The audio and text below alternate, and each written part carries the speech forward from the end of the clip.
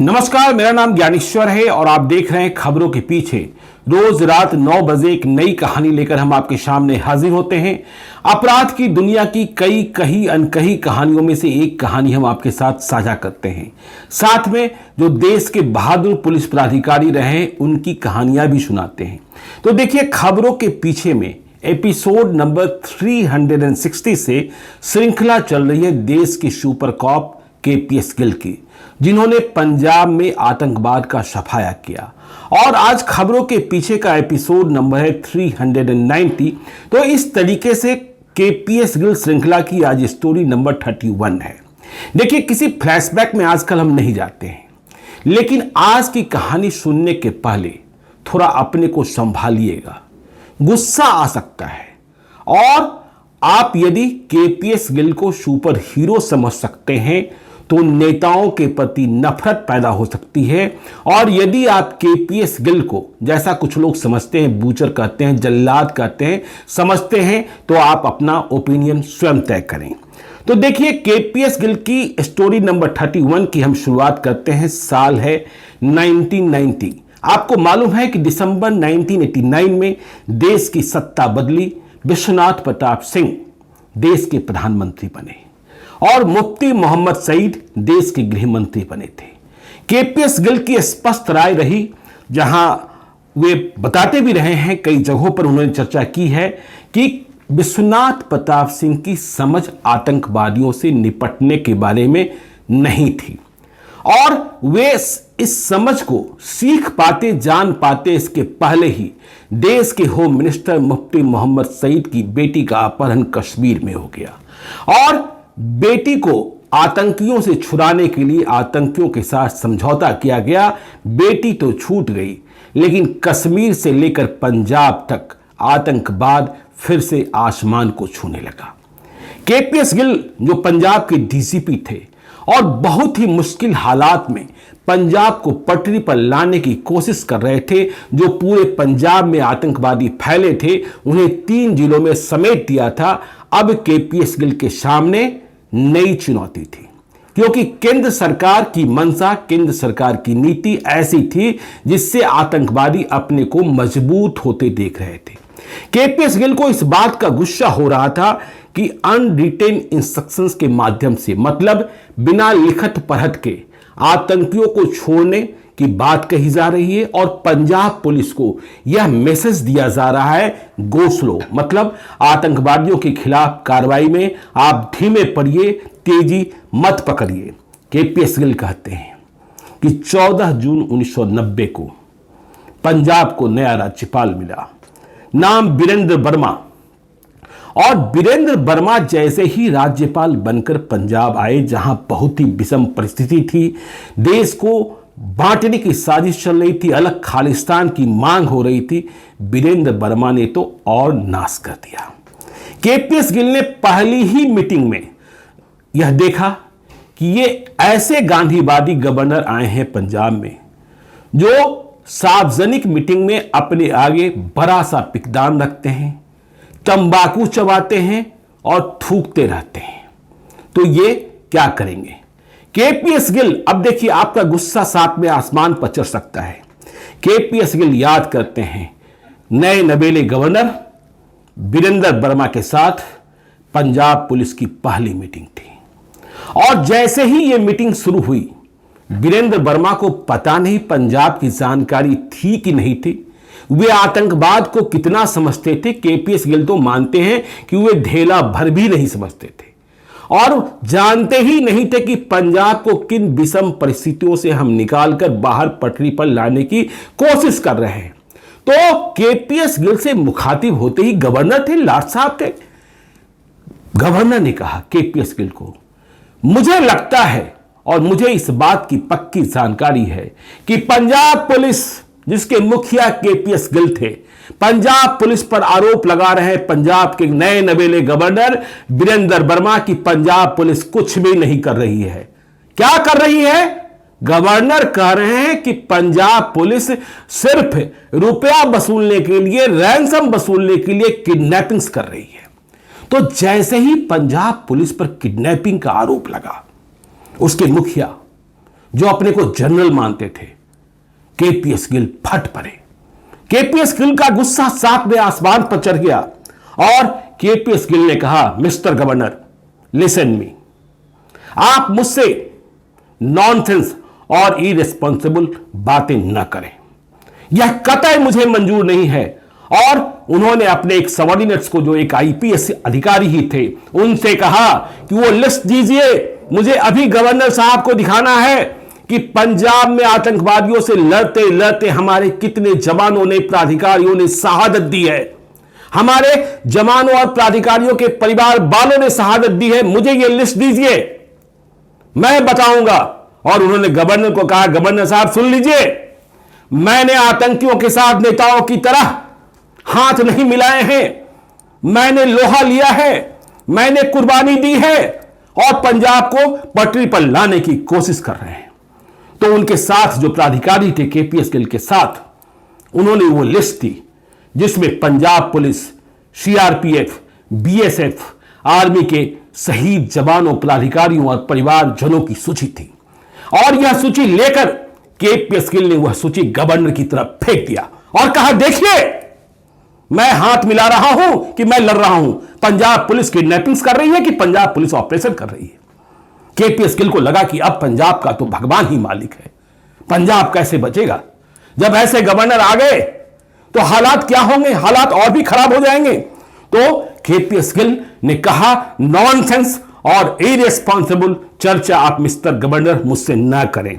गिल ने महसूस किया जब ये वीरेंद्र वर्मा वहां गवर्नर थे कि ये आतंकवाद को बढ़ावा देने की बातें कर रहे हैं, पुलिस को डेमोलाइज कर रहे हैं और वैसी बातें कर रहे हैं जिससे आतंकवादी अपने को उत्साहित महसूस करें।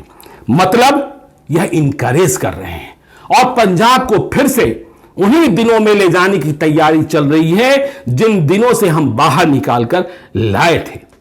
केपीएस गिल ने एक जगह चर्चा की है कि आगे जब कभी एक और मुलाकात हुई गवर्नर से, वीरेंद्र वर्मा के साथ मेरी, मैंने गवर्नर साहब को साफ साफ कहा कि देखिए अब जो हालात बने हैं और जो हालात आप बना रहे हैं, वैसे में यदि अलग खालिस्तान बनता है जैसा आतंकी चाहते हैं, जिसे रोकने के लिए हमसे पहले ऑपरेशन ब्लू स्टार को अंजाम दिया गया, प्रधानमंत्री श्रीमती इंदिरा गांधी की शहादत हुई और न जाने कितनी शहादत हुई।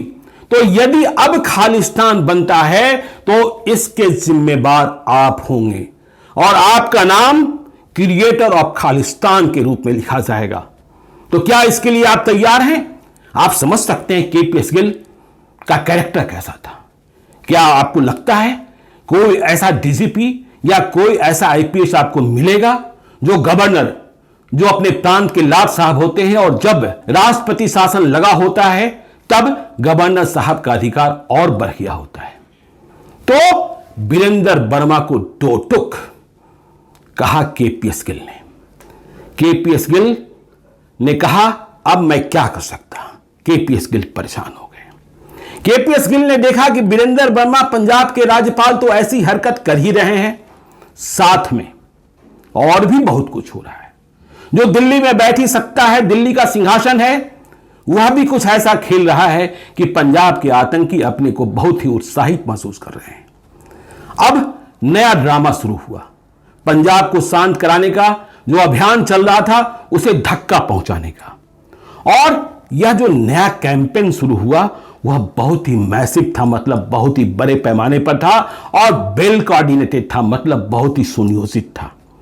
अब यह ड्रामा क्या शुरू हुआ? देखिए, मैंने शुरू में ही कहा था, यदि आप केपीएस गिल को हीरो समझते हैं तो नेताओं के ड्रामे पर आपको गुस्सा आएगा, और यदि उन्हें आप जल्लाद समझते हैं तो आपका ओपिनियन है।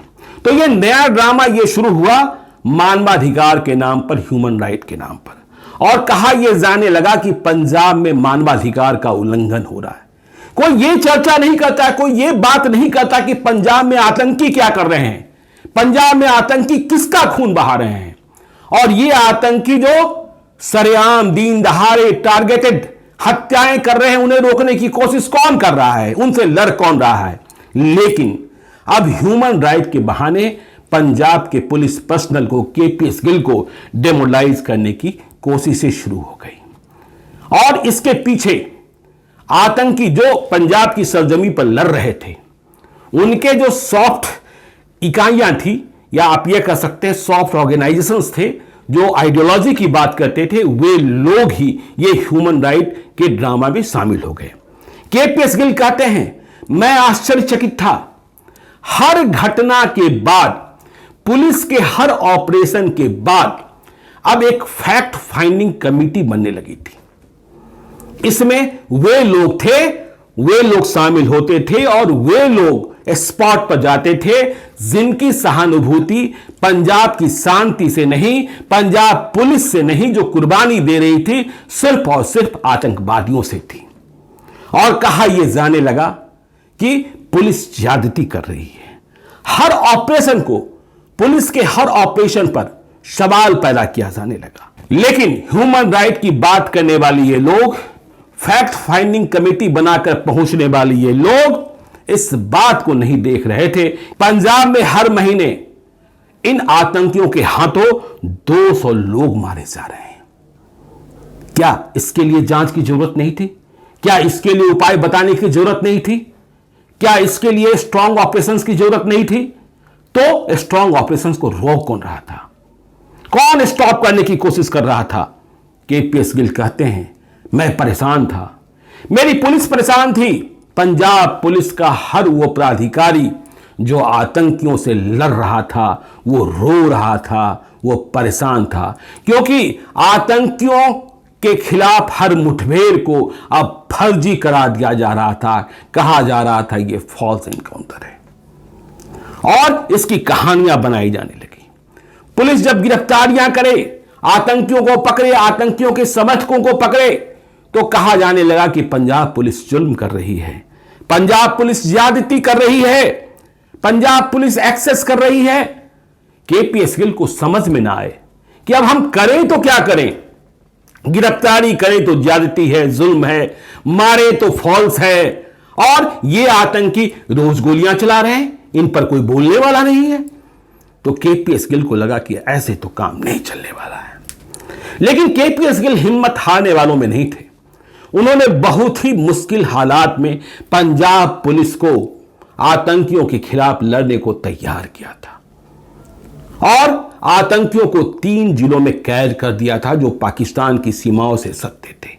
लेकिन जब हालात ऐसे होने लगे तो फिर से ये आतंकी पूरे पंजाब में फैलने लगे, क्योंकि उन्हें लगने लगा कि अब हमारा कोई रहनुमा मिल गया है, हमें बचाने वाला कोई मिल गया है, हमारी बातें करने वाला कोई मिल गया है। खालिस्तान की मांग फिर से जोर पकड़ने लगी।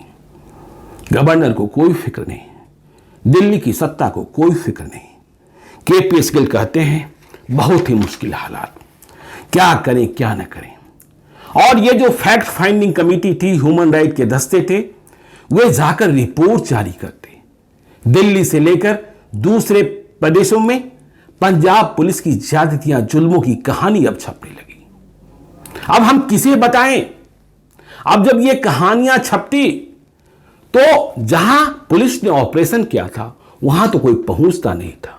अब पंजाब में जो अन्य समाचार पत्र थे उन पर भी दबाव बनने लगा और जुल्म, ज्यादती, फर्जी मुठभेड़ की कहानियां प्लान कर छपाई जाने लगी। परिणाम यह हुआ कि पंजाब पुलिस डिमोलाइज होने लगी।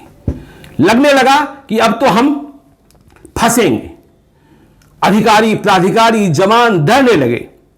केपीएस गिल कहते हैं कि देखिए, अब जब कहानियां मीडिया में इस तरीके से प्रसारित हो रही थी तो पंजाब का माहौल विस्मय हो रहा था, पंजाब पुलिस पर लोगों का भरोसा उठ रहा था। केपीएस गिल कहते हैं, जब यह सब हुआ, इसके बाद आतंकियों ने एक और बड़ा फायदा उठा लिया। जब पंजाब पुलिस की कमर तोड़ने की कोशिश की गई तो इस दौरान हम अपने जवानों को, पदाधिकारियों को लड़ने के लिए प्रेरित कर रहे थे और दूसरी ओर हतोत्साहित करने के लिए, परेशान करने के लिए, कार्रवाई में फंसाने के लिए तैयारी चल रही थी।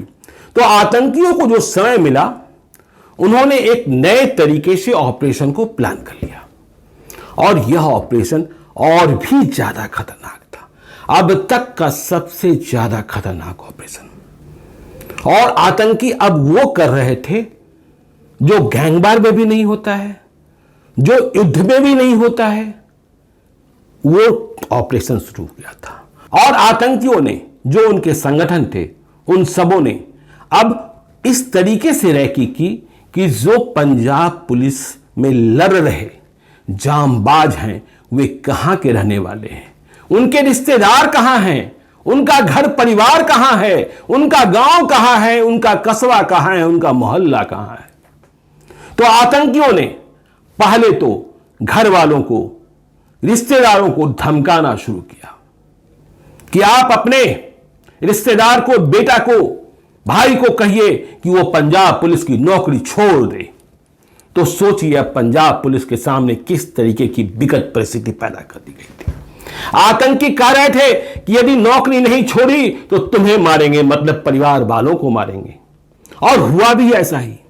फिर इन आतंकियों ने जो अपना नया ऑपरेशन प्लान किया था, उसमें वे इस बात की खबर रखने लगे कि जो प्राधिकारी हैं, जो जवान हैं, जो लड़ रहे हैं, वे छुट्टियों में कब अपने गांव वापस आ रहे हैं। देखिए, छुट्टियां तो चाहिए ना, छुट्टी में गांव ही जाएंगे ना, अपने परिवार वालों के पास ही जाएंगे ना। और जब छुट्टी पर जाएंगे तो वहां तो पुलिस का कैंप नहीं लगाया जा सकता है ना। और अब तक दुनिया के युद्ध के किसी भी इतिहास में, चाहे वो बहुत बड़ा युद्ध रहा हो, चाहे छोटा युद्ध रहा हो, यह इतिहास आपको कहीं नहीं मिला होगा कि जो दुश्मन है उसने सैनिक को मारने के बाद सैनिक के परिवार वालों को मार दिया हो, या सैनिक मोर्चे पर न हो, जब गांव आया हो तो उसे मारा गया हो। लेकिन पंजाब में यह एक नया सिलसिला शुरू हो गया। केपीएस गिल कहते हैं, मैं अपने जवानों को, प्राधिकारियों को डटे रहने की प्रेरणा दे रहा था, लेकिन रोज ऐसी खबरें आ रही थी कि छुट्टी पर गए हमारे जवान प्राधिकारी मारे जा रहे हैं अपने गांव में, अपने परिवार वालों के साथ साथ। 1990 में जिस साल ये गवर्नर साहब आए थे, जून महीने में, केपीएस गिल को याद है 506 पुलिसकर्मियों की हत्या हुई। लेकिन इन पुलिसकर्मियों की हत्या पर बोलने वाला कोई नहीं था। और ये जो 506 पुलिस वाले मारे गए थे, उनमें अधिकांश वैसे थे जो छुट्टियों में अपने गांव गए थे, और साथ में 19 इनके परिवार वाले मारे गए थे। मतलब टारगेटेड किलिंग थी। 1991 में संख्या और बढ़ गई 134 की। तो केपीएस गिल कहते हैं, इसके लिए तो कोई मानवाधिकार संगठन नहीं आया, इसके लिए तो कोई फैक्ट फाइंडिंग कमेटी नहीं आई, मारे गए पुलिसकर्मियों की वकालत करने के लिए तो कोई नहीं आया, न्याय दिलाने को तो कोई नहीं आया। पंजाब फिर से बिगड़ रहा था, पंजाब की हालत को फिर से गड्ढे में धकेल दिया गया था। लेकिन केपीएस गिल कौन थे, आप समझते हैं? केपीएस गिल पंजाब पुलिस के मुखिया थे, आईपीएस थे, साथ में पंजाब के बेटे भी थे। केपीएस गिल को याद है, इस्तीफे होने लगे, आतंकियों ने इतना ज्यादा बवंडर किया, इतना ज्यादा संघार किया कि पुलिस की वर्दी लोग उतारने लगे। अब केपीएस गिल के समक्ष दोहरी चुनौती, एक और इस्तीफा, दूसरी ओर लड़ाई लड़ने को नए लोगों को तैयार करना। तो इन विषम परिस्थितियों में और क्या क्या हुआ, कैसे हुआ, केपीएस गिल ने हालात से निपटने की कैसे कोशिश की, फिर आगे जाकर कितनी बड़ी बड़ी वारदात हो गई, यह सब कुछ आपको जानना है। असली कहानी तो अभी शुरू हुई है। तो आप देखते रहिए खबरों के पीछे को। यदि अब तक आपने हमारे YouTube चैनल खबरों के पीछे को सब्सक्राइब नहीं किया है तो जरूर कर लीजिएगा। और यदि इस वीडियो को आप फेसबुक पेज के माध्यम से देख रहे हैं तो पेज को लाइक कीजिएगा। एक और अनुरोध कि यदि आप मुझसे कोई कहानी सुनना चाहते हैं, मुझे कोई कहानी बताना चाहते हैं, कोई भूल सुधार चाहते हैं या कोई संशोधन चाहते हैं, तो आप हमें gyaneeshwarlive@gmail.com पर मेल कर सकते हैं। बस इसका ख्याल रखिएगा कि यदि कोई विशेष कहानी सुनाने को आप कह रहे हैं तो उस कहानी मतलब वारदात की तारीख, साल, स्थान का आपको पता है तो आप हमें जरूर बताइए। हम अपनी डायरी के पन्नों में उन कहानियों को तलाशेंगे। डायरी में कहानी न मिली तो हम अपनी रिसर्च टीम को कहेंगे, मेल करते वक्त आप अपना नंबर भी जरूर लिखकर भेजें। जरूरत होने पर हम आपसे संपर्क करेंगे। आपकी पहचान को हम तब तक गोपनीय रखते हैं जब तक आपसे अनुमति न प्राप्त कर लें। ध्यान रखिएगा, केपीएस गिल्ड श्रृंखला के बाद हम बिहार की कई कहानियां लेकर आ रहे हैं। हमारे व्यूअर्स लगातार कह रहे हैं बिहार की कहानियां सुनाइए। बिहार की बहुत सारी कहानियां हैं और वो कहानियां तो मेरी लाल डायरी में ही कैद है, तो उन कहानियों को भी हम सुनाएंगे। केपीएस गिल्ड की श्रृंखला बहुत आगे चल पड़ी है और केपीएस गिल्ड की श्रृंखला की असली कहानियों का मजा तो अभी ही है। तो आप देखते रहिए। मिलेंगे कल रात 9 बजे केपीएस गिल्ड की श्रृंखला की स्टोरी नंबर 32 के साथ। आज के लिए इतना ही, हमें दीजिए इजाजत। बहुत बहुत धन्यवाद।